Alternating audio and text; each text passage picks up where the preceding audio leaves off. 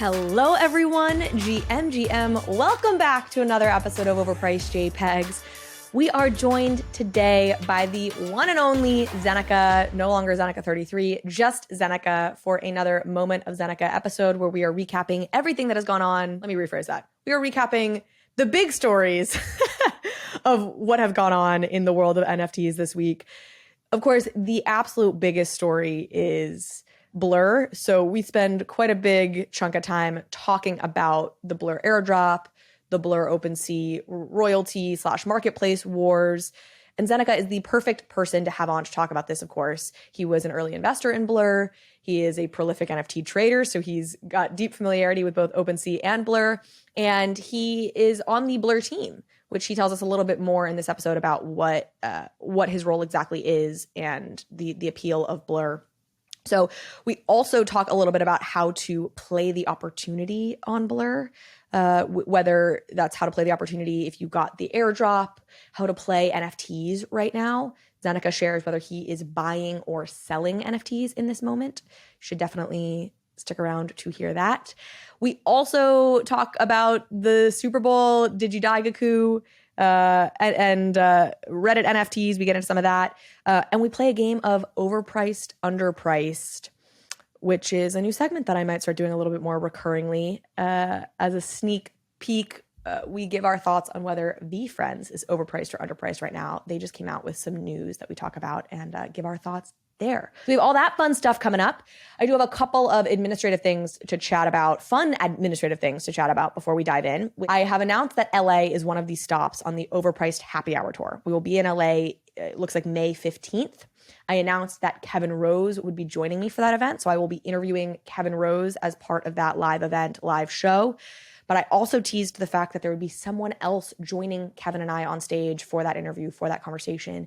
And we are now officially announcing that that other person is none other than Frank DeGods. I asked him how to pronounce that and I still can't remember.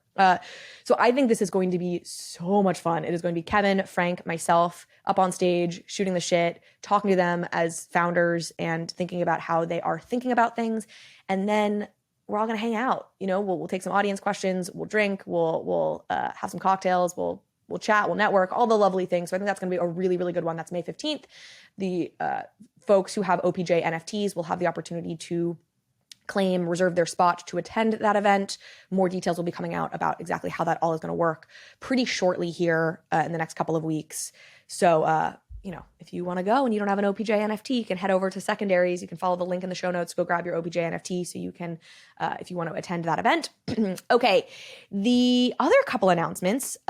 We have an Overpriced JPEGs newsletter, which I have not talked about much on this show, but we are really ramping it up. So we have a regular newsletter we send out every Thursday. That's, if I do say so myself, like an awesome recap of what's happened in the space. There's a lot of recaps out there in the world, I understand, but this one is particularly comprehensive in my opinion. I get a lot of feedback from folks saying like, oh wow, like these are stories. I feel like I track this space really closely and I'm seeing stories on here that I hadn't heard about or seen about yet. And we also have a really fun voice. Shout out to JC Yoon on my team who writes those. And so we have a great voice that we use in that makes it really readable.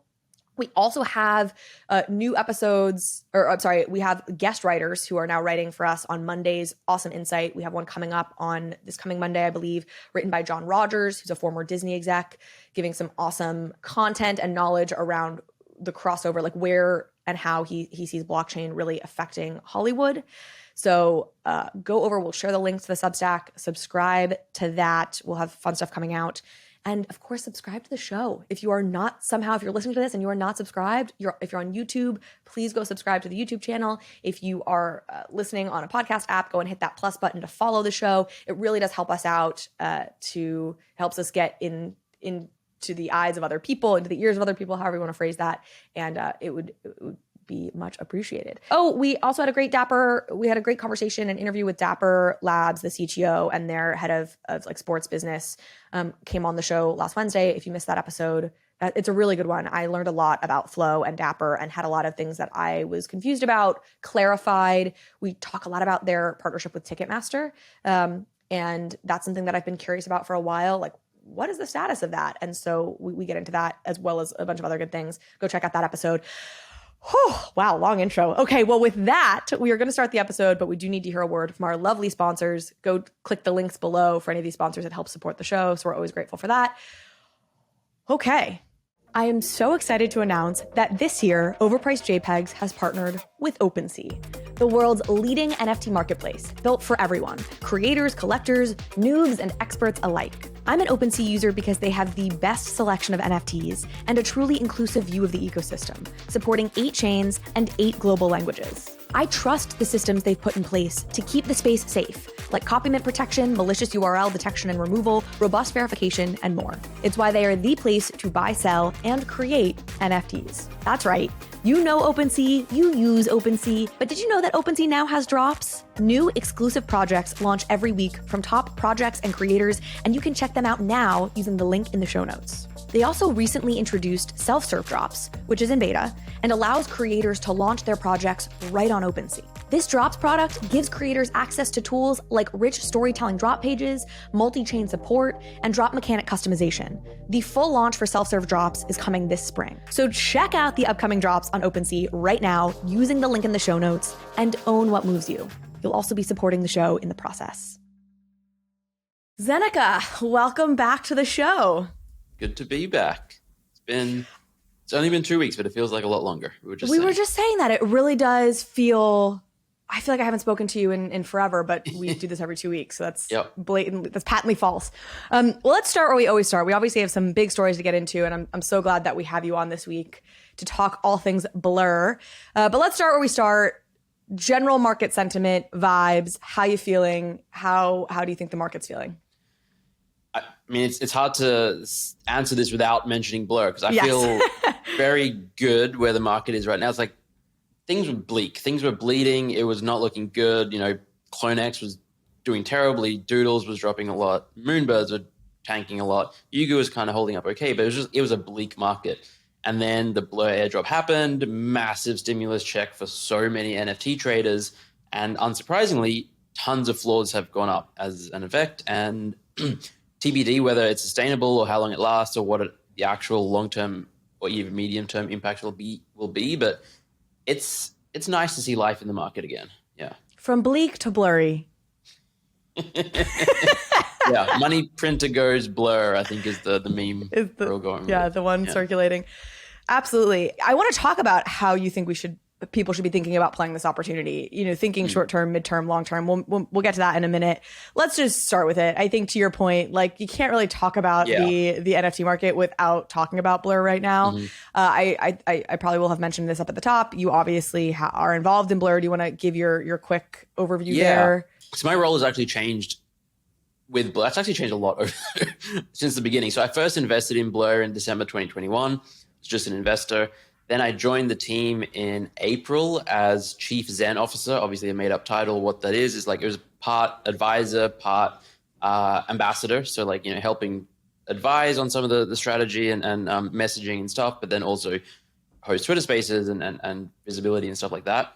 And then over the last month, that has shifted again, and Blur is effectively decentralizing the entire entity a little more. And so I'm no longer Chief Zen Officer, and I'm director of one of the directors of the Blur Foundation, which is more the community-led initiatives, you know, proposals from the DAO. It's just like, my involvement is less on the Blur protocol infrastructure side now and more on the foundation and like what happens there going forward. So it's changed a lot. Just I'm very intertwined with Blur basically. Great to have that I don't know, caveat explanation. Yeah. Can you also give us, for folks who maybe weren't around when Blur was first launching or weren't paying attention, just like level set us here around what the value prop with Blur was? I think it's so funny, like we're talking about Blur sort of saving the market, at least for right now, and we'll see how long it lasts. But that had been the promise of like Coinbase NFT marketplace, which of course fell completely flat. But that was like at the end of 2021, the great white hope was, oh my gosh, what the Coinbase NFT marketplace is going to do for us in 2022. It's going to be wild. Many have tried and many have frankly probably failed. I think you could say Looks, X2, Y2, all these other marketplaces that have really attempted to gain significant market share over a long period of time or overtake OpenSea. Haven't really proven to be successful. Blur seems like it has the best shot and has certainly been performing that way and really, you know, catapulted itself to that like direct OpenSea competitor more than any others did. Why? What was the value prop there? Like, just position us in terms of what Blur is supposed to do. Yeah. So, I mean, going back to Coinbase Marketplace, I think the hope there was like existing Coinbase customers would flood into the market. So like our bags would get pumped because all these new people, that obviously didn't happen. Blur is not quite the same because it's not really catering to new participants. They position themselves to be the NFT marketplace for pro traders. And that's like the tagline, the slogan, that's what they're going after. But they're not just a marketplace, they're also an aggregator. So previously, prior to Blur, you had OpenSea, Looks, X2, Y2 as marketplaces, and then you had Gem and Genie as aggregators. And so, you'd list on a marketplace, and then if you wanted to sweep a bunch, you'd have to go to an aggregator and do all that. Blur sort of combine that into one place. So that was one thing it did well, I think. Two is 0% platform fees. So OpenSea is 2.5%. I don't know what X2, Y2 and Looks are now, but they've had various fees and they were distributed back to the community in various ways. But Blur just said 0%. And the third thing is speed and like UI, UX, and like it was just a more terminal based kind of like the example was always it's like the FTX for NFTs. Obviously, that shouldn't be said anymore. But that has been taken out of the investment deck now. It has. But I mean, even like, if you talk to people today about who traded a lot in FTX, they were like, it was the best product for trading. It was great. That was why it was so brutal that they did what they did. Yeah. Like, you actually had a core product that was fantastic and printing you money. But we've talked about that. We don't have to go down that rabbit hole. Anyway, that sort of approach. So it's like, okay, when the approach was never to go sort of target new market participants or casual traders. It was like, all right, we know that there are a lot of people out there who trade tons of NFTs day in, day out, high volume traders. They like speed, they like being able to sweep lots, they like analytics baked into the platform. And so Blur just packaged that up and said, all right, we're just going to build this and be the best at this. And I think that they, achieved that goal. I have one additional question before we really get into this airdrop and the latest news and what I would kind of call the pros, cons, and facts about the situation that's unfolded. What is the plan for how Blur will make money? Or how they do they make money? I assume not, but at the moment, no. The plan, I'm not privy to like a specific plan, but it's been mentioned in many times in many places that the ability to turn on platform fees. And that's something that will likely be voted on by anyone that has the Blur token. Got it. And, it could be 0.5%, 1%, whatever the community effectively decides to do. Then Blur starts making revenue, and that revenue can be like redistributed back to stakers, or it could go into infrastructure. Like there's infinite things that can happen there. Community grants and proposals. So, I imagine the most obvious path forward would be to put a vote to the community and be like, hey, we've got market share, we have a great product, people seem to like using us. What do you think about a 0.5% fee? Can we still remain competitive with that fee?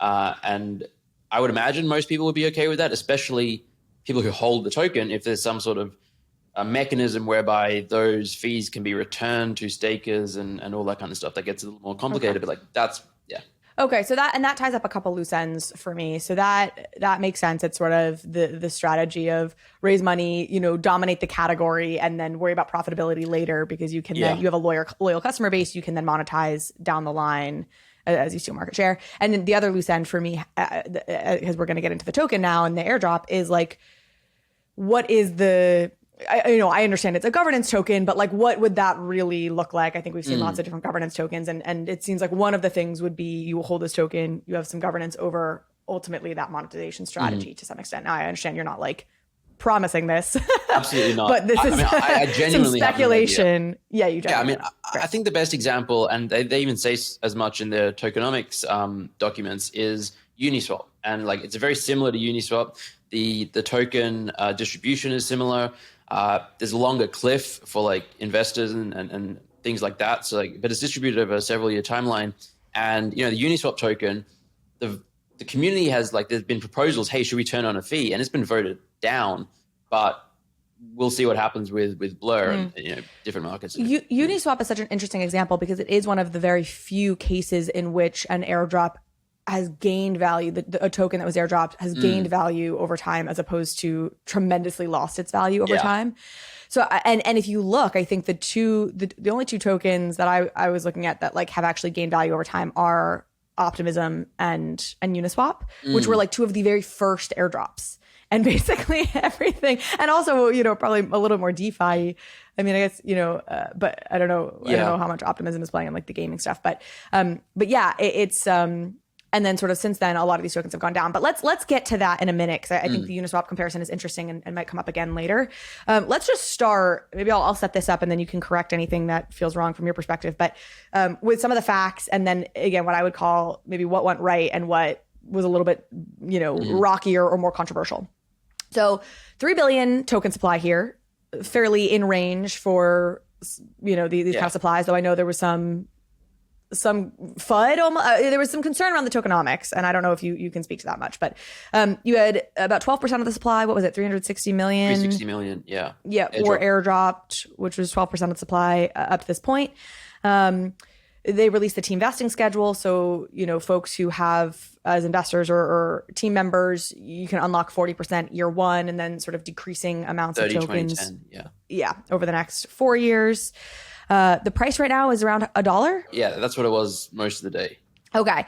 So I feel like the cons here, some people seem to be concerned about the tokenomics. I don't really understand what those concerns were. I don't know if it was more that they felt like they didn't have advance warning around supply and it all sort of came at the last minute. Maybe you know better where the controversy there came. The only thing I heard was some people said, you know, Blur said it would be majority community owned and they're only airdropping 12%. But got it. If you actually look at the tokenomics, 51% is allocated towards the community, just the rest are going to be vested over time. And it's not like the rest, like it's not like 88% of the supply is currently in the hands of the team or investors. Insiders. That's also locked. It's just, so that was the only thing I saw. And I think it was unfounded. That probably is what it was folks feeling like, wait, you said this is going to be community owned. And it's like, oh, this takes time, you know, like relax, we'll get there. Yeah, great. Okay. And then the other, of course, big thing that people were frustrated by, you know, was the VPN thing, or, you know, I should say the US thing, which is you couldn't actually claim technically if you were in the US. But then of course, a wink and a nod is almost understating some people the suggestion to use a VPN to claim out of the US. Yeah, absolutely a controversial con. It's, I'd say not unsurprising that is the reality. Like we saw it happen with Ape. When Ape staking opened, there was like, hey, you can't do this if you're in the US. And people were like, wait, what? And then VPNs and going direct to contract and bypassing it. I think the controversy was it wasn't announced in advance. And I really don't have too much insight into that. I can't speak to whether it was a recent discussion with lawyers in the last 2 weeks that led to this decision, or it was the plan all along. I genuinely have no insight into that. But I agree, it just sucks. It totally sucks. You know, it's coming, of course, at the time where we're also seeing the SEC crackdown on Kraken. Oh, that's a good pun. I'll have to use that one later. There's a pun there to be had. There is. Yeah. I want to do a beat on that later because this really is, I'm like grinding my gear. I'm just like, this is the most bananas. Staking as a service, as like a unregistered security, it just is absolutely bananas. So we'll talk about that later. But so I understand the extra sensitivity around it. I agree. Like this is the kind of thing you probably want to like forewarn people. I've also been advised by people that I trust that the liability would not be on the individual who uses the VPN to get around it, but likely would, like if it were there to be action, the liability would fall on Blur. So if you are an individual, like, I mean, don't take this as legal advice, but this is sort of what I've been hearing from people that I think are relatively knowledgeable on this, that you're probably okay to use your VPN and go make your claim. And or you could do what we have on our Zen Daily show, one of our team members, Eddie, Dancing Eddie, he reads out the news. He had his cousin from England claim for him, Sir Edward IV. That works too. Yeah, just have an overseas relative claim on your behalf. Yeah, should we all be so lucky? I listened, by the way, to my first Zen Daily. You know, usually I have meetings, I have this and that. It was great. You guys are doing an awesome job. I love the masterclass stuff. It was fun to hear that airdrop. The one I listened to, you're doing like a history of airdrops a little bit, or kind of giving the background on airdrops, and so glad the team was that you were there. talking about the news. It was great. It was really fun. So everyone go check out the Zen Dailies, 3:30 p.m. 3:30 Eastern. Yeah. Eastern. Okay. Okay. So but then there's the pro, and we've sort of already been teasing this. Some of the cons, the VPN stuff, maybe some tokenomics stuff, some of the facts we just laid out. The big pro here is, of course, the liquidity in the system, to me. Yeah. I mean, and to everyone, right? Like that's huge. And this is, again, a very consistent pattern with airdrops. There's two consistent patterns. With good airdrops, With good airdrops. One is that the price of the token over time seems to absolutely plummet. Not saying that's going to happen with Blur, just saying that if you look at history, that is one consistent fact pattern typically. And the other is that with a good airdrop, the NFT market surges, right? Like the total, value, the amount of money that is in the system typically, goes boom or whatever. So that ties us back to what we were talking about at the very top. Things feel active. Floor prices are up. Now there's kind of two reasons it feels like the floor prices are up. One, you have more money in the system, so that's driving people to buy things and go up. But Blur also came out with this announcement that they are doubling down on like their bid points system. Yeah. Do you want to give folks, again, who maybe have been out of this, just a quick overview on that, what that means and what the bid points system is? Yeah. So Blur, the way that they calculated who got what allocation for this current airdrop that just happened was a variety of things. It was listing on Blur, selling on Blur, but bidding was a big part of it, especially in the last couple of months. A lot of controversy around wash trading and all that kind of stuff. But effectively, Blur they incentivize bidding. They have bidding pools where you can deposit money into the pool and then make like large bidding amounts on collections. And the closer you get to like the top of the bidding ladder, I guess. So let's say doodles are 6 ETH. If you bid 5.8 ETH and no one has bid above you, you're the top bid, you're going to get the most points. So then what someone does is they come in and like, I want to bid 5.81 ETH. And so it's like this competition to get as close to the floor of sales as possible, which has, when people are wanting to bid more and get the rewards, it pushes floor prices up. It has a reverse effect, though, which we saw prior to the airdrop, where people were like, all right, the airdrop's coming to an end. We're going to pull all our bids, and like we don't want to be bidding anymore. And so floor prices crashed because there were like these bid walls of support. But now, again, they've announced, hey, we have another, I think 10% of the supply, so 300 million Blur tokens will be distributed to the community in the next airdrop we do, and we're doubling the points you get from bidding. So it's like, all right, bidders are back, and that's causing a part of what's causing floor prices to get back up, I think. Thank you for that. I want to talk about how you're playing this, or how you think people could or should play this across a couple of different verticals. So one is you've gotten an airdrop, you've claimed an airdrop. What do you do? The second is NFT prices are pumping because of all of this. What do you do? Mm-hmm. How do you play your NFT bags? And then I'm curious for you, obviously you have a token allocation from being an investor, from being on the team.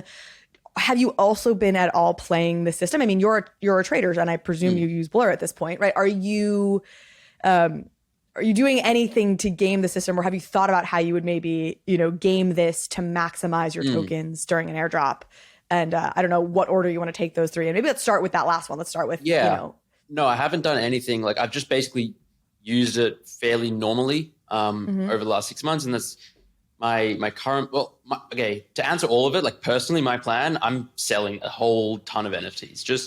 This has been like 18 months coming. Yep. Probably the first time I was on the show, I was like, I have too many NFTs. I want to sell. I didn't sell then. I should have sold then. I didn't sell. Now it's like, all right, I even said this last week where I was like, all right, I feel like the airdrop's coming. If it goes well, floor price, I'm going to sell. And it's like, that's my plan. I'm going to sell a ton of NFTs. That's me personally. I was thinking that too. No, I think so. I was talking to my producer yesterday. I think that's sort of where I am too. Yeah. In terms of gaming it in any other way, or like any way, no, I have no plans. Even as like I have like as an investor and other allocations, I guess theoretically I could do things like short the token or like whatever. It didn't even cross my mind until you mentioned it then. So I'm not really thinking in that direction. And then, but for people who do want to sort of like maximize their points in the next airdrop, I think there've been a bunch of great Twitter threads written from people who executed great bidding strategies in the previous one and like sharing what they did. And some people were able to like generate a ton of points with like maybe 2 to 3 or 4 ETH. You don't need to be a Franklin like listing and selling a million apes. You can potentially do it by like intelligently bidding on collections and diligently, if one bid hits, you go and list it right away or sell. And I don't know the strategies because I didn't do it, but there are definitely ways to sort of maximize your points. But I will say, I read another great thread today. Unfortunately, I can't remember who tweeted it, but the idea was that effectively everyone seemingly underestimated the first airdrop. And so the select people that were maximizing points, they got a massive reward. But now that everyone's like, oh my God, look how much money, everyone is going to be overestimating the next one, or maybe not overestimating it, but the competition will be 10 times as much. So everyone's allocation. You're competing away the profits in some way. It's like crypto conferences. You know what I mean? Like conferences in the tech world. Like I feel like Recode started that world where like throwing a conference in the tech world made you a ton of money as a media company. And then in crypto, it's like, I don't know if it's a great way to make money anymore because there's so many. That makes total sense. People kind of overestimating things now or just driving in. It's the be greedy when others are fearful, feel for when others are greedy. You gotta get in when it's not the hype. So one last thing I will say though is because so many people now have a vested interest in Blur and are using Blur, it could be like this self-fulfilling prophecy where the price of Blur just goes up over time or stays the same. And like, even if like you get fewer Blur tokens, but the Blur tokens might be worth more. It's this really interesting mimetic / quasi Ponzi thing that everything in crypto is a bit of a Ponzi where it's like, all right, everyone is interested in this thing. So the price goes up. So more people get interested in it. So the price goes up and then who knows? But I mean, the real answer is nobody knows what's going to happen. Of course. So what do you think like the long tail of this looks like? Do you worry at all that Blur is setting up a dynamic where, people are so used to the goodie bag or are here for the goodie bag such that when inevitably the goodie bag has to stop to some degree, its users collapse. I mean, that's what we saw with like a LooksRare. You had the wash trading that was keeping that entire platform propped up. And as soon as that opportunity really left, it didn't, the platform itself couldn't be sustained and everyone went back to OpenSea. What do you think about that? I mean, does Blur have enough of a competitive advantage that you think it can, outlast this period, or like, how do you see it playing out? No, I genuinely think that they do, and I think it's because you're an insider. Obviously you're not going to say not, but I know you do. I invested in LooksRare as well way back in December 2021, around the same time, and LooksRare sort of came out a lot sooner, and I think everyone would agree that the marketplace was not the most enjoyable place to trade. A lot of things didn't work that well. It was just clunky, and people would trade there because of the rewards. And so we saw a lot of wash trading, people exclusively trading there because, we get some rewards. I think Blur is a good product and people enjoy using it. Like so many people have said, it's just a better place to buy and sell NFTs than many of the other options, maybe all of the other options. And I think that as long as they keep, and they've done some really innovative things like the ability to list like 100 NFTs with one signature rather than having to manually click sell every single time. That was, for people who have a lot of NFTs, really beneficial. The bidding pools, I think, is a really unique way of supplying liquidity on a side that didn't ever really have that. And I think that as long as they keep R&D going and adding new features, which I know that they will be doing, I think you could take away all rewards and a lot of people would still use it. And another big thing is LooksRare, X2Y2, etc. Even at their peak, they never had like significant market share compared to OpenSea. Blur, even prior to launching the token, was going head to head with OpenSea, and now is just like significantly surpassing it. So I think it's all is in OpenSea's court at this point. I mean, obviously Blur and OpenSea, the two big competitors. Everyone else is kind of not as involved. To see what they do as a response, because that'll be interesting to see. Let's talk about that, because this gets us perfectly to the royalty wars, the marketplace wars, that are playing out on the royalty front. If NFTs NFT trading stays a massive industry or gets bigger, and like this will be a Harvard business case study, I feel like. It's the wars between OpenSea and Blur here. So in the latest shot across the bow, Blur is now encouraging, essentially blocking OpenSea. So my understanding of what's happening right now, and then again, would love to have you chime in, is, okay, right now, Blur pays out 0.5% of creator royalties, kind of as like the default. Of course, OpenSea then said, if you block all marketplaces that don't honor creator royalties at a certain point, we won't enforce creator royalties. If you do block these other marketplaces, then we will fully enforce your creator royalties. And now Blur has come around and said, if you block OpenSea, we will fully enforce creator royalties. Yeah. I saw somebody say, like, you now have to pick your favorite parent. And it's funny, actually, OpenSea starting basically today, it started on Wednesday. We now have OpenSea ads. OpenSea is a partner and a sponsor for Overpriced JPEGs this year. So, not that I would consider myself an OpenSea insider, and I don't feel like I need to cover them in any particular way because of this. And I was very clear with them because of that. But I've always been a little bit partial to OpenSea, mostly because I saw a lot of FUD coming out about them last year. And I was like, we all have a lot to thank OpenSea for. There's no doubt about that. They've absolutely done more than almost anyone for the NFT space. So what do you think? Did I get that right? Did that feel like the proper encapsulation, essentially, of what's been going on? And I believe yes. One thing I don't think you mentioned is that Blur I think we maybe spoke about it 2 weeks ago. Blur came up with the ability to bypass OpenSea's filter. So for the last couple of weeks, collections that did block Blur have still been able to be traded on Blur. And Blur is fully enforcing royalties on those collections. And so effectively the status quo is where if you block Blur, you get to trade on both, which is interesting. If you block OpenSea, if you block neither of them, Blur will still give you 0.5% royalty, whereas OpenSea will give you no royalty. If you block Blur, Blur will enforce a minimum 0.5% royalty. God, I'm so confused. It's effectively...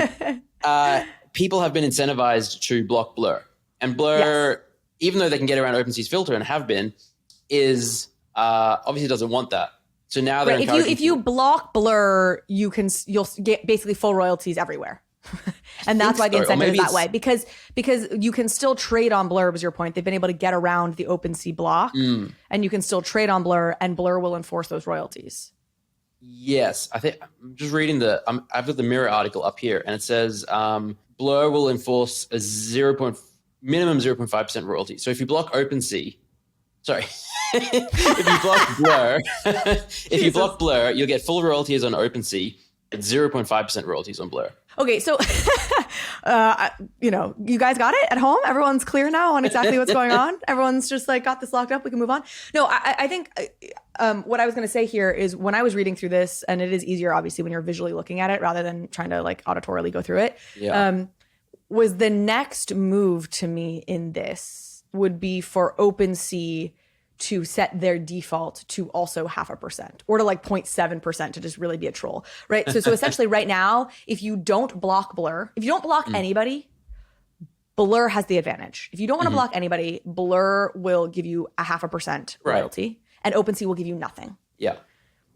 So now you're right that the incentive here, because you can now work around by using Blur, is to just block Blur. But the next move to really to like go advantage OpenSea is for OpenSea to have a minimum creator royalty that they enforce, even if you don't block. You see what I'm saying? So I think that should be the next move, because then that means OpenSea is sort of the more generous creator platform. Yeah, and then we see this. Yeah, definitely. I think that's one viable strategy for OpenSea for sure. I think Blur is sort of calling for OpenSea to basically say, if you allow both OpenSea and Blur, then we will enforce full royalties on OpenSea side, and then Blur will also enforce full royalties on Blur's side. So it's kind of like at this point, if OpenSea doesn't say, you know what, we'll allow people to, we won't force people to block Blur. So if people block Blur, then they get 0.5% on Blur and full on OpenSea. But if OpenSea changes their policy and says, you know what, we understand that people want to trade on both. If you do that, and if you say, okay, Blur is allowed and OpenSea is allowed, then we will enforce full royalties and Blur will enforce full royalties. Well, they should do that, because OpenSea's whole thing was we're only block. Oh, that's very interesting. Because OpenSea's, sort of stance was we are allowing, we just want you to block marketplaces that don't enforce creator royalties. Yes. It wasn't let's block Blur for the sake of blocking Blur. Now, I'm sure privately there's probably an interest in that because Blur's their biggest competitor, right? But the thinking there was not block Blur for the sake of blocking Blur. It was block Blur because they're not enforcing creator royalties. So if Blur's coming back and saying, no, we will enforce creator royalties, that block should be listed. I agree.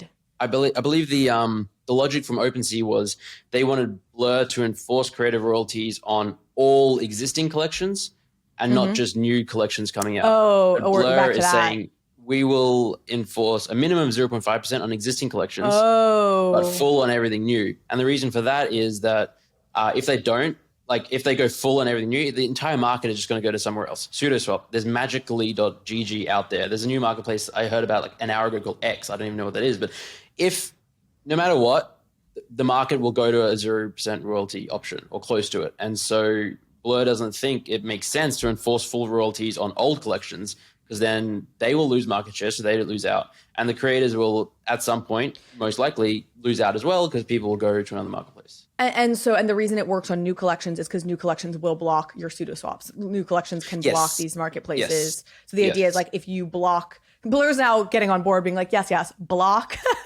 If you guys block anyone that doesn't zero royalty marketplaces, you can trade everywhere. Woof. I can't tell if this is great audio, if this is great podcast content or absolute dog shit podcast content. Yeah, it's... Watch two people deeply enmeshed in the space with a pretty good relationships with the two major players here. Try and figure out what the hell is going on.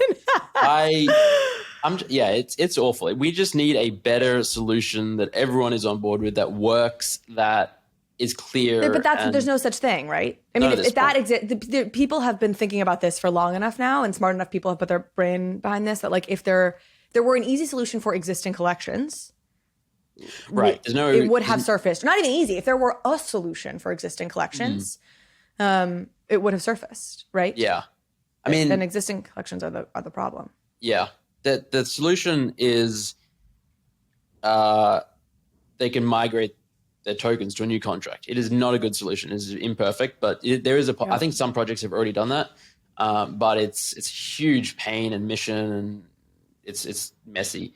But yeah, there's no currently great solution other than getting all marketplaces to agree to enforce royalties on existing collections, which I just don't think is going to happen, because never, not a even chance. If you can get OpenSea and Blur to do it, looks rare might not, or X2Y2, or magically, or just there'll be another marketplaces hey, we're just going to get market share by not enforcing royalties, and people will come to us. And you know, we see the scammers in the space. It's not even really a scam to set up a marketplace that will unenforce royalties, and so there's always going to be an incentive for someone to create that system. Exactly. So there's no way around that. I will say, as much as everything we just said may have made no sense at all. And I've said this before, but I do want to come back to it. And this is not because they are a sponsor. I've been saying this long before they sponsored the podcast. But I give OpenSea credit. They flipped the incentive here, right? Everything was just fast rolling towards zero royalties, and OpenSea doing what they did. You now have Blur coming around being okay, we will enforce full royalties for future collections and some level of royalty for existing collections. And, that wasn't the direction the train was rolling until OpenSea made their move. And I only highlight this so often because I felt like they just got so much crap, and it felt so disproportionate to what they did and what they have done, because I see what they've done as quite positive. Now, I know there was confusion about it when they first launched, and that wasn't the most slick comms moment of all time. If you look at the volume traded over especially since the airdrop, but even leading up to it, the vast majority of volume was going through Blur and not OpenSea. And so who made this point? NFT statistics. Sam, I was chatting to him earlier, and he said it's kind of. I mean, I don't want to put exact words in his mouth, but along the lines of, if it's if a collection is only getting like, say, 2% of the volume on OpenSea as on Blur, enforcing full royalties on those 2% versus Blur enforcing 0.5% royalties on 98% of the volume. It's a weird moral high ground to take, saying we're going to enforce full royalties, but no one's using our platform. So it's like, it's yeah. So, I think okay, OpenSea's in a tough spot. So, okay, I totally agree. So this would be my response there, which I have I don't think there's any plans on OpenSea side to not enforce full creator royalties, but like a logical business reaction to that, if you're OpenSea, is to drop creator royalties and say, okay, there's going to be a minimum we enforce both if you don't block Blur, or like even if you don't block Blur, and there's like a, but we're also going to kind of maybe drop our minimum in general, whatever, right? Like that's a logical business reaction to being like, we have lost 98% of market share on a collection to a marketplace that enforces lower creator royalties.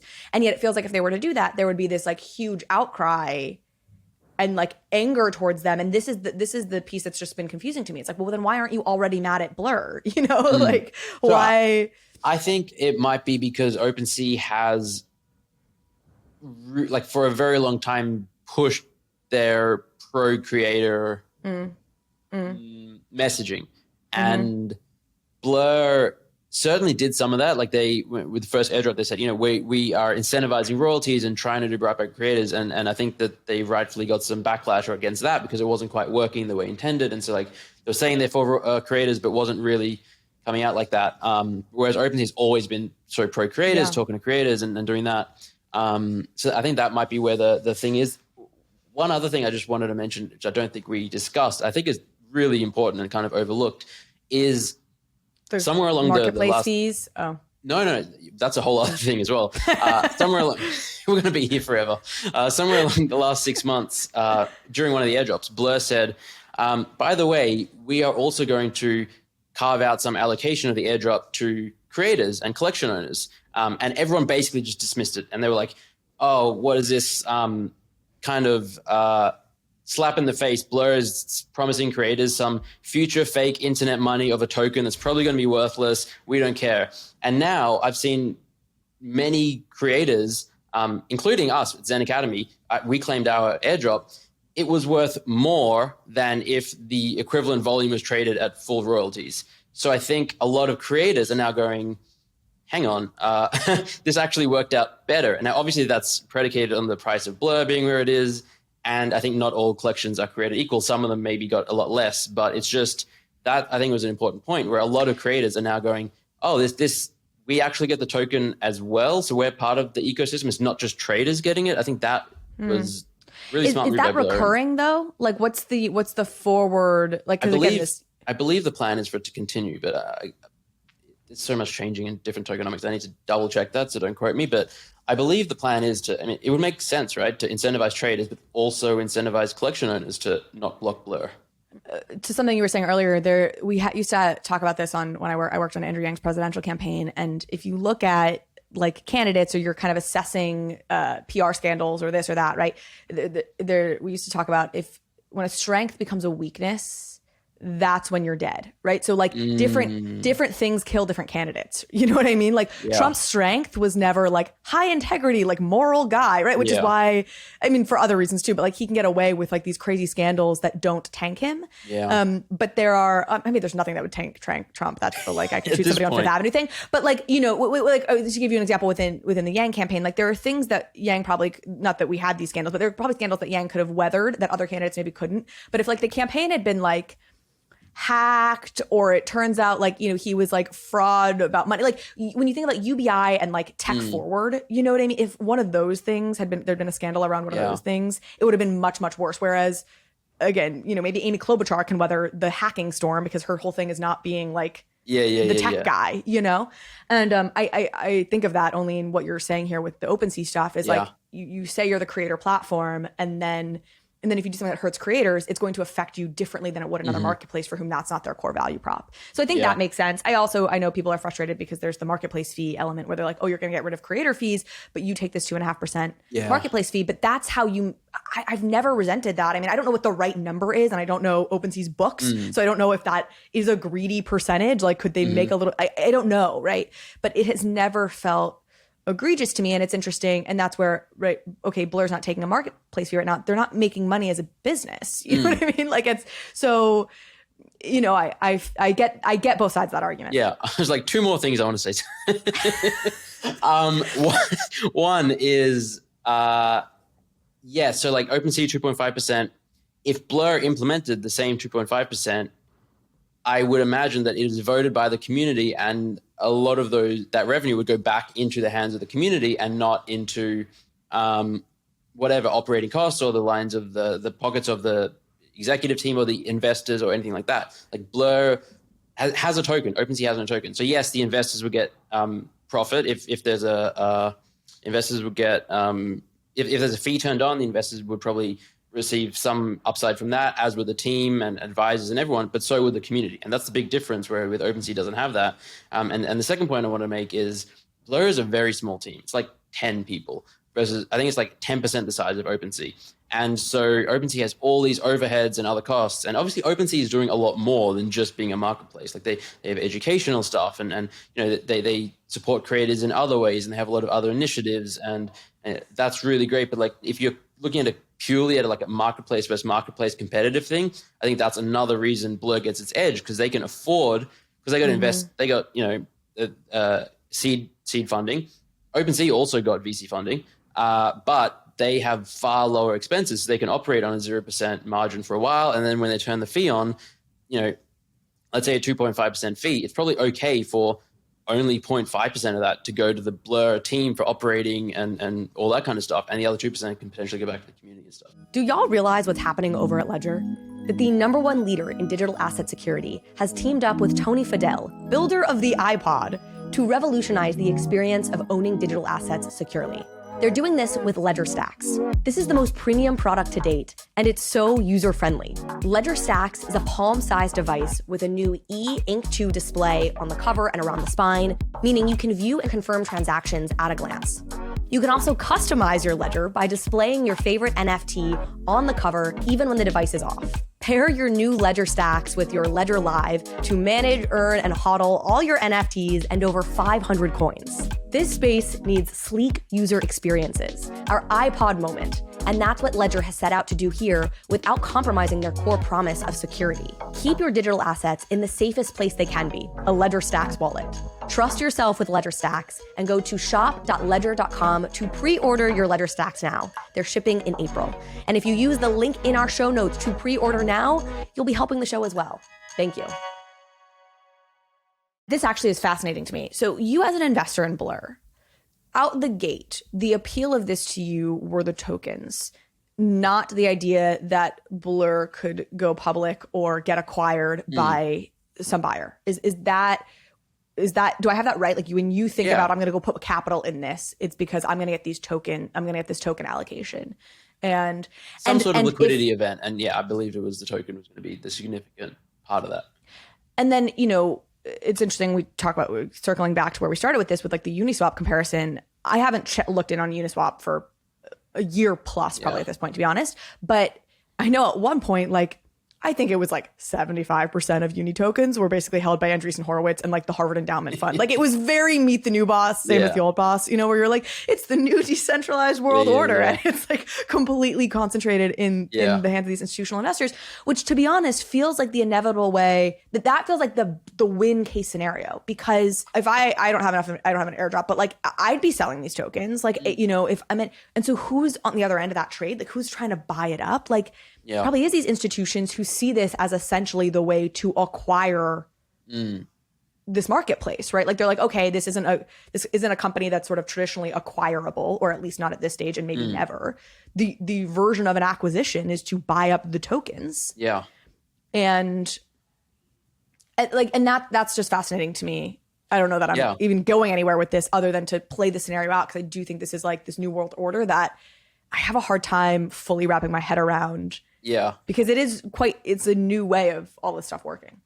I completely agree. It's certainly a ton of people who got the airdrop immediately sold it, and then you got to think about who's buying it. It'll be whales and institutions.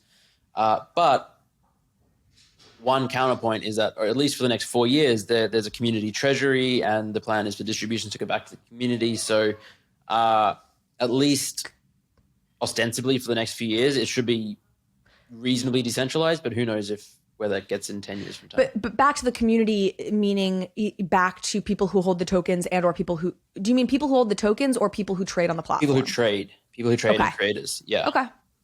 That's at least for the next airdrop, the 10%, that is going, again, it's basically the same as the previous airdrop, that people who used it will get that allocation. But that's for the next month, right? I don't believe there's a timeline on that. I think it'll be more than a month. They're doing it in seasons. So season 1 just ended. Season 1 ended, lasted like 6-8 months. I don't know how long it was. So potentially season 2 is going to last the rest of the year. I actually don't know. So yeah. Okay. That's very interesting. I don't say any of this critically. Again, I'm not even critical per se of Uniswap. It's not Uniswap's fault, right? The people who buy these tokens buy the tokens, and it's giving exit liquidity to, in most cases, retailers. So I'm a fan of it from that standpoint. Like, none of this is to be accusatory about anything. It's more to kind of play it out, because it is different than like when you say you're an investor, typically people are looking for an exit that doesn't look like a bunch of tokens. Although that's what VCs have been doing with crypto now, you know what I mean? That their exit liquidity events were these tokens, obviously, and it wasn't about like a longer term exit, I think, in a lot of cases. Oh, wild new world. Okay. Let's speed roll ourselves through these next couple of stories. I say that, and yet, when have we ever been good at speed rolling anything? Okay. NFTs take the field at Super Bowl 60? What Super Bowl was this? I feel like 50 has happened. Super Bowl is 2023. They've got to stop using, Roman numerals. I mean, it's 2023. Who the hell can read 57? Yeah. You're right. It is. Okay, I could have actually read that. Never mind. I do know what LV and II mean, but still. Okay, Super Bowl 57. Wow. I kind of want to cover, obviously, Digidaigaku was sort of the big story, but there's a couple other, fun things that are happening here. I think it's interesting to compare Digidaigaku to Reddit. Have you been tracking one or the other? Did you watch the Super Bowl? If you're you're in Dubai. You're like, I don't care. Fuck.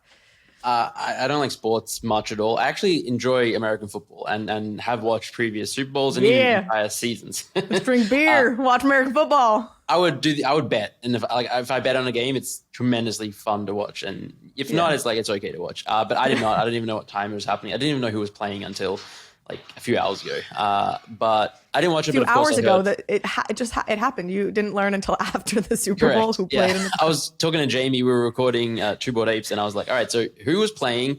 Who won? How did the ad? All that. I was like, I don't know. So now I know. Okay. Okay, so I'll take this segment. So I'll carry us for the next 10 minutes here. No, I mean, look, we don't have to talk about the game itself, which it was whatever. It was painful. People might know my fiance is a really big Buffalo Bills fan, so I have become a de facto Buffalo Bills fan after having grown up a Jets fan. And so this was a pretty painful year for the Buffalo Bills, because there was a lot of hope that was dashed. And the Chiefs have been at the heart of a lot of dashed Buffalo Bills hope. So watching them win was pretty painful. That's not the point here. We're not talking about the game. We'll talk about these commercials. So what was so interesting was, obviously we knew the Digidaigaku commercial was coming.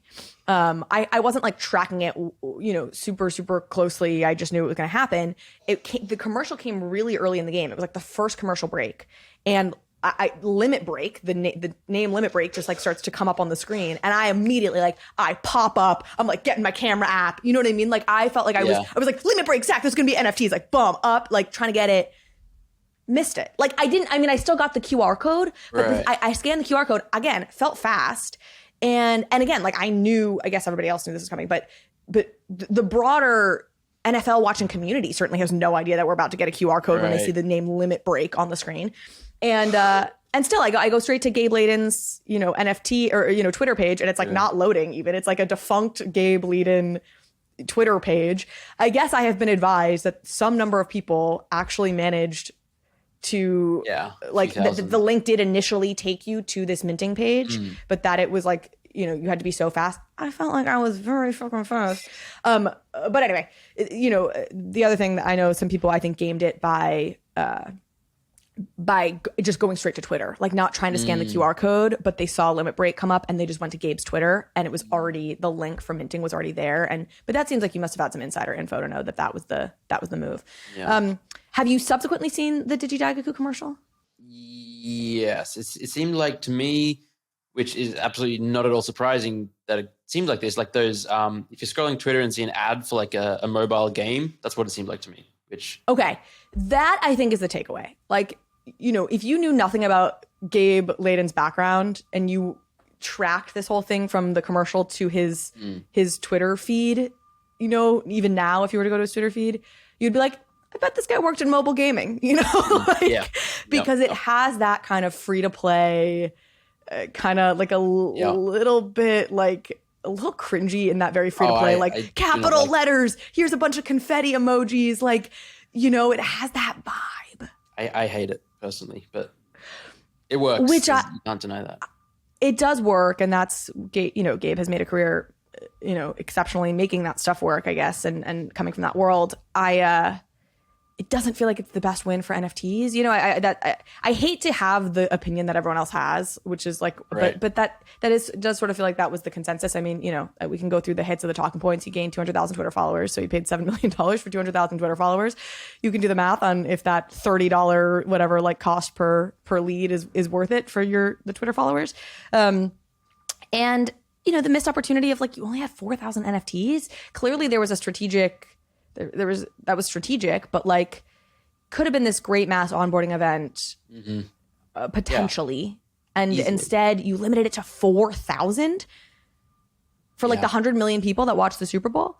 The other point that would seem to suggest this didn't really work is the price hasn't gone up. Like in theory, you have a low supply with a ton of, when you're talking to a ton of people, because then you create these incredible supply demand economic situations where the demand, you know, it drives the price through the moon because all these people want it. That didn't happen. The price went down. You know, it peaked, those eggs peaked at about half an ETH and then, you know, or at 0.2 ETH now or whatever. Yeah. And the general Digidaigaku collection, you know, went down. Now, so I think some people are theorizing that it went down and they're like, oh, because, you know, this ad was bad. It could also just be a classic buy the rumor, sell the news. Like the commercials now happened. And so people are selling not because they're particularly bearish now on Digidaigaku after this, but more that it happened. And so now they're selling, which is what people do. The big thing to me is like you compare this to what Reddit did, which was they ended up issuing, it's been steadily growing, but like 1.8 million NFTs, Reddit avatars, some in the Eagles colors, some in the Chiefs colors. You know, that's mass onboarding. So yeah, if I had a Super Bowl ad, we'd send them to like the Zen Academy page, free NFT, and then we teach them what NFTs are. Like that missed opportunity. So I was going to ask if you had $7 million. If you had I'm sorry. Gabe Layden has they raised $200 million. Right. Yeah. You had $200 million. Would you buy a Super Bowl ad? Almost certainly not. that seems like, even then, like surely there's better ways to spend that money. You could hire so many incredible people for so many years for that amount of money. And that's true. Yeah. You know, I was hearing somebody was making this point on a podcast I was listening to this morning. It was not a crypto podcast, but like just that, you know, the Super Bowl commercial thing was a way to create virality for many years. That was like the goal of it. And now with just like the level of social media, like you could hire a bunch of really talented social media people to create that virality for you on like a regular basis. And you don't need to have this like one-time event. If you have a brilliant, really funny ad, like I think about the baby commercials. Did you ever? Again, you've never been in the States, so I don't know how much you're. The e-trading commercials with the baby who's giving stock advice. I have no idea what you're talking about. That sounds funny. They've brought them back. They're like, I feel like less funny now because they're a little bit overplayed. But when those commercials first started, it was like Shankopotamus. I could still like quote some of these old commercials from like a decade ago of these like kids, these little babies who are like on the golf course talking business and talking stock tips. And that sounds anyway, great. like stuff like that. Like, look, that stuck with me, you know, and that I feel like debuted at the Super Bowl. So if you have a really exceptional ad, maybe it does something for you. But beyond that, I'm kind of with you. Like just like pay a bunch of super talented social media people. Oh, actually, let me ask you one last question because it feels like you know, maybe it is a buy the rumor, sell the news. Who knows? But does it feel like there's been a little bit of like brand affinity lost maybe for Digidaigaku. How do you get that back? Like, do you have a perspective as a founder? Like, if you had some sort of black swan event is deeply overstating it, but you know what I mean? Like, if you had something like this, like, what should they do to kind of repair the reputational, I don't know, damage? Again, maybe overstating it, but honestly, I think this was extraordinarily on brand. Like, I don't think this is off brand for them. I think that they're the mobile gaming type of project. If you look through Gabe's Twitter feed or any of the accounts, it's like all caps. It's like retweet, like, follow, giveaway, yeah. It's like, this is perfectly on brand for them. So I think that the people who are into that and like that sort of really aggressive, in your face, cringe marketing, they're like, all right, great, it worked. Gabe just got another 200,000 followers or whatever. That's great for us. And the people who weren't into that and were just like speculating on something different, they're the ones who are disappointed, and the project's probably not for them. So I think this that's is a great point. I love it. Let's just put that earlier in the segment before all of my ramblings about this. I love that. I think you're spot on. Okay. I want to talk about Wylie, Aranow, Gordon Goner's.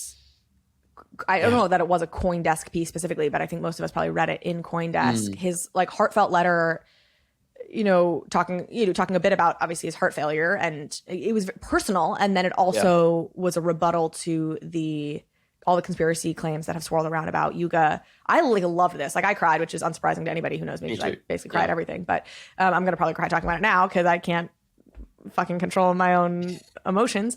So we don't spend too much time on this, but we'd love to get your just initial thoughts.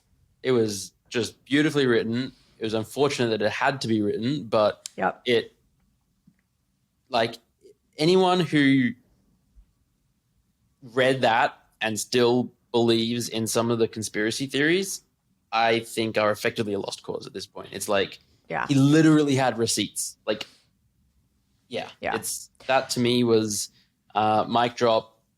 Done. I'm sure it won't be the final nail in the coffin because people will do what people are going to do.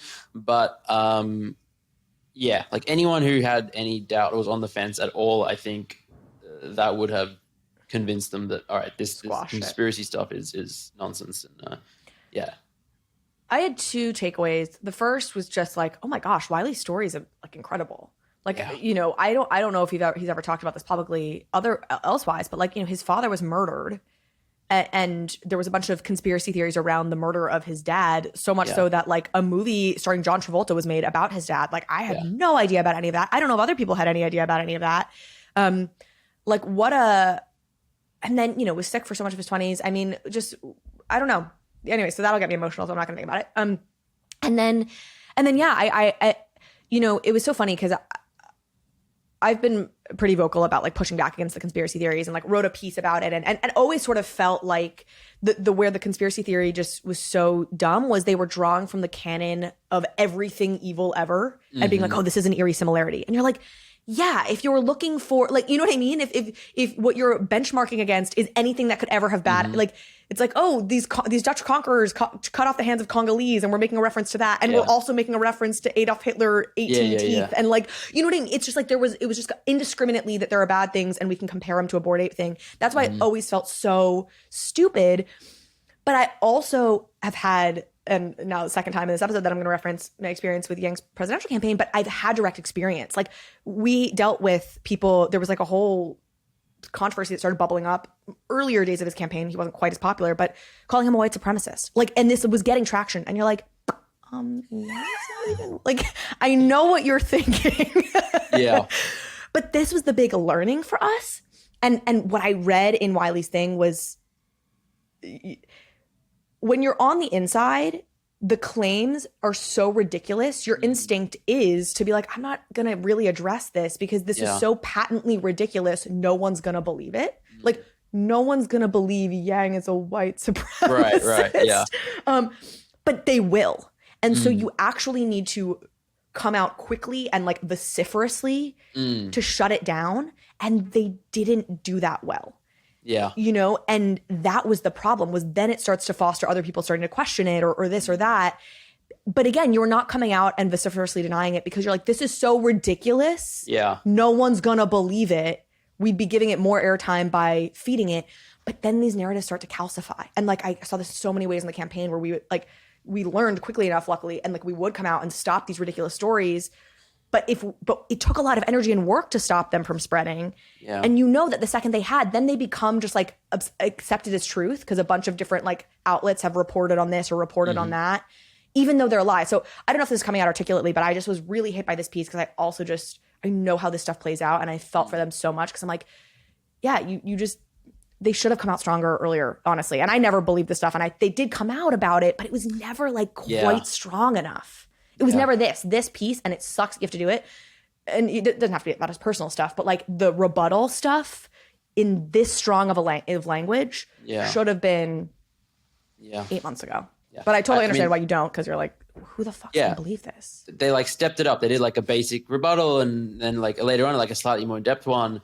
And I don't know if he said it or alluded to it in his piece, but it was like, it was so ridiculous. We didn't want to like give it the time of day. Like, all right, so this person, he's got like 5 people who maybe believe in it. If we come out and write this 5,000 word rebuttal, it's like giving it all this attention that then maybe people will be like, well, why are they so strongly rebutting this thing? Yes. It's like, it's such a difficult. It's so hard. There's a right timing moment.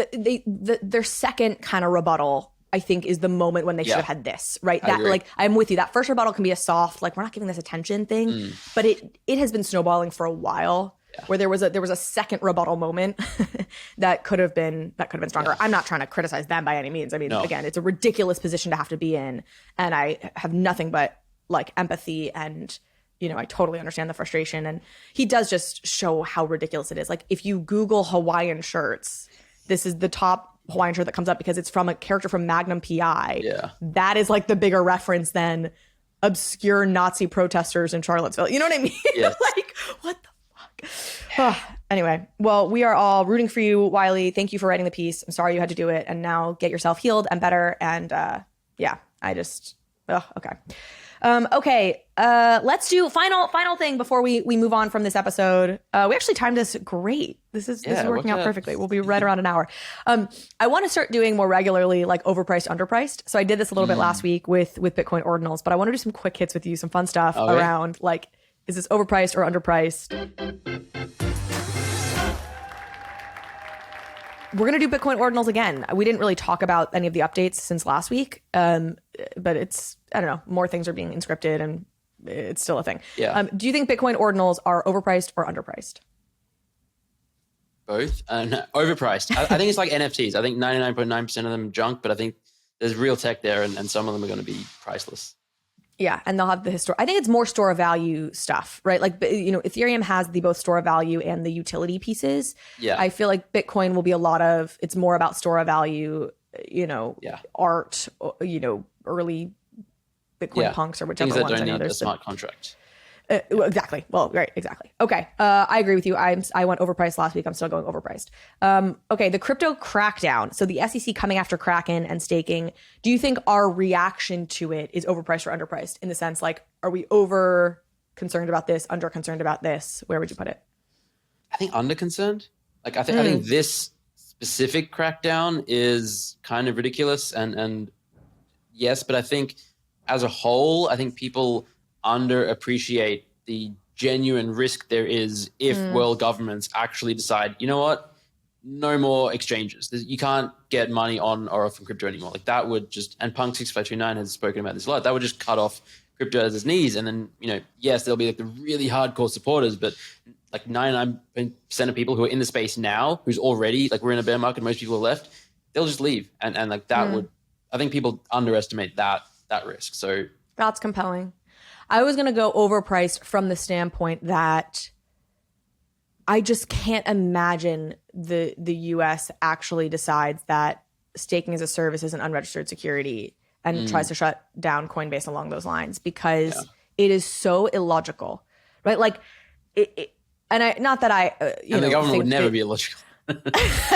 Well, it's illogical to a degree that, like, I can't believe we do. And of course we might, but like, I'm just like, and I'll just make this one point, and for folks who haven't been, following this, it's what I just said, right? That the Gary Gensler seems to be suggesting that they think that offering staking services is like offering unregistered securities, which I don't even know how to phrase that. I don't even know how to phrase it because none of it makes any fucking sense to me. But like you could maybe, and I'm certainly not advocating for this, and I would fight this essentially just as hard, but like staking on NFT projects, right? Maybe, because it's like, okay, Yuga Labs, if you're like, or like with Moonbird, like if you're nesting something and you're kind of staking it and then you're getting rewards for having nested it, and it's from a central entity that's kind of giving you these rewards, and there's really no utility to the staking beyond kind of pumping the price by locking things up or getting community engagement. Like, you know, like you can kind of, you know, phrase that or look at that in a way that I could be like, okay, sure, maybe. I would, again, fight it vociferously because I could make the other case. But when you're talking about with like an Ethereum, it's totally utility. It's not coming from like one. I mean, it's like they spent 2 years being like, oh, you're killing the environment. You're horrendous for the environment. Like, fuck you guys. You know, we're like, okay, we're working on it. And then we introduce proof of stake to like fix that. And they're like, you're a security. You're an unregistered security. And we're like, no, like this is how we securitize the network because we got rid of mining so that we weren't killing the planet. Yes. This is where you're being rewarded, quote unquote, but like you're just being paid for a service you're providing to a decentralized network. There's no central entity you're in service of unless you, I guess, the Ethereum Foundation. It makes no sense. I know I'm preaching to the choir with everybody who listens to this podcast, but like this one's really driving me crazy because I'm like, this is just so devoid of any level of understanding of how this stuff works or what this is. So I went overpriced in the sense that I was like, this can't happen. But you're probably right that I'm underestimating it. So I'm probably wrong. Okay, Blur at $1. $1. Overpriced, underpriced. No comment. All right, fine. I shouldn't be, I'll go overpriced only because history would show that airdrops tend to go down in price over time. But I am compelled by Blur having much more fundamental utility as a marketplace than most of these other airdrops, or even than like an ENS or any of these other airdrops we've seen, that there's a real product to Blur in the way that Uniswap has a real product. And if I put more thought in this, I might come back in a couple weeks and say, actually, I think there's value to this token. Because I can make that argument for more than Looks Rare or X2Y2, or I don't think X2Y2 did a drop, but like SOS, if you remember that drop, or ENS, or these other drops we all participated in. Okay, I don't know if you tracked this story at all. Rihanna's NFT for Bitch Better Have My Money, it pays out royalties on Rihanna's song Bitch Better Have My Money. Overpriced, underpriced? It's about half an ETH right now. Overpriced. Okay. I haven't heard of it, and then you told me the price. How many of them are there? 300, small. Oh, maybe underpriced then. Yeah, so...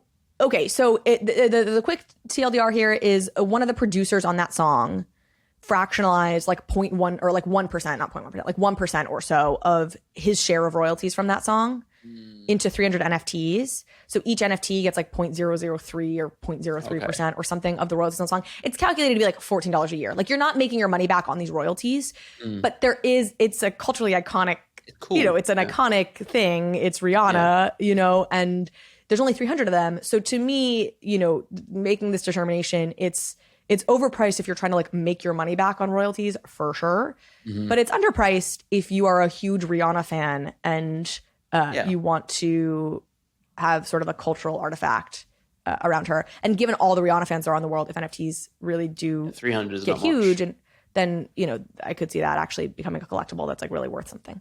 Yeah. So I'll go underpriced. Fuck it. But again, not because of the royalties.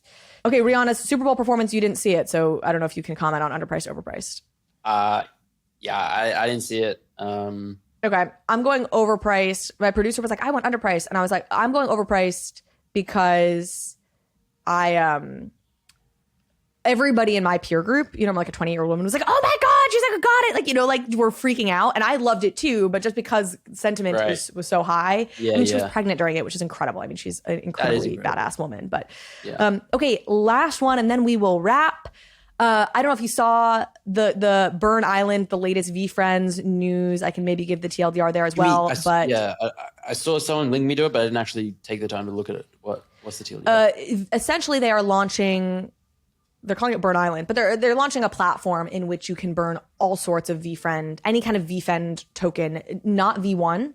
So VF1 aren't going to be burnable, though there will be things where to burn for certain rewards, you'll need to hold a VF1, but you'll burn other things. But you can burn book games, VeeFriends Series 2, tickets from VCon, these drops he did for gift goats. Like basically there's like a ton of different NFTs that are in the Gary Vee ecosystem. And all of those will be up for grabs to burn for all sorts of different rewards that they're going to be putting out. It's sort of like the book games marketplace that they had where they were going to have, but they're now just expanding it to include a whole bunch of the VeeFriends ecosystem. There will be raffles you can enter where you have to burn to like get an entry into the raffle. Some of it will be more direct, like burn this to get to attend something or whatever.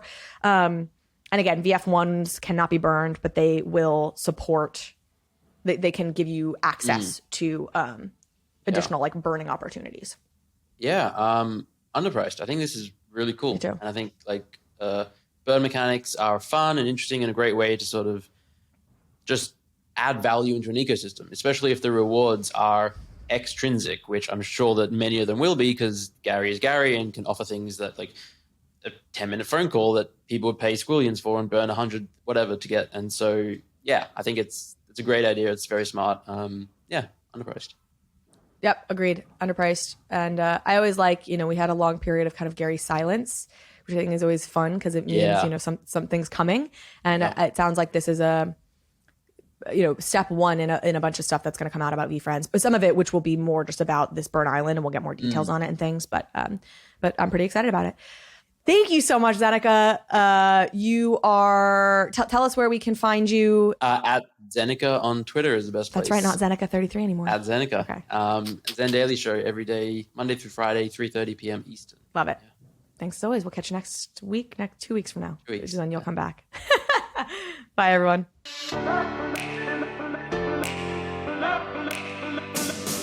Thank you so much for watching this episode of Overpriced JPEGs. If you liked this conversation, if you liked this episode, please go ahead and hit subscribe. It helps me out, it helps the show out, and it means you will get alerts and updates when we post new content. Thanks again.